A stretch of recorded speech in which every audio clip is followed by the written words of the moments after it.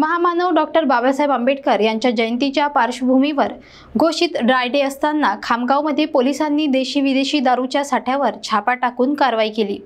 या प्रकरणात एकाला अटक करण्यात आली असून 25,000चा मुद्देमाल जप्त करण्यात आला आहे।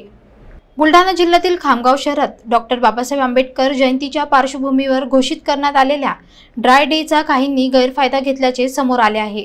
शहर पोलिसांना मिळालेल्या गोपनीय माहितीनुसार सिंधी कॉलनी भागातील एका घरात मोठ्या प्रमाणावर देशी व विदेशी मधाचा साठा केला जात असल्याचे उघड झाले आहे।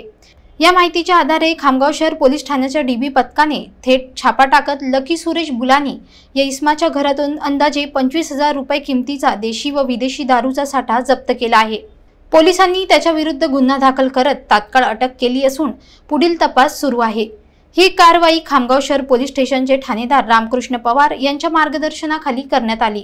बाबासाहेब आंबेडकर यांची जयंती म्हणजे सामाजिक समतेचा आणि संयमाचा संदेश देणारा दिवस। अशा दिवशीही काही अवैध दारू विक्रीसारख्या कृत्यात सहभागी असल्याचे स्पष्ट झाल्याने या घटनेवर संताप व्यक्त केला जात आहे। पोलिसांनी नागरिकांना आवाहन केले आहे की अशा अवैध कृत्यांची माहिती तात्काळ पोलिसांना द्यावी, जेणेकरून समाजात शिस्त आणि कायद्याचे पालन सुनिश्चित करता येईल।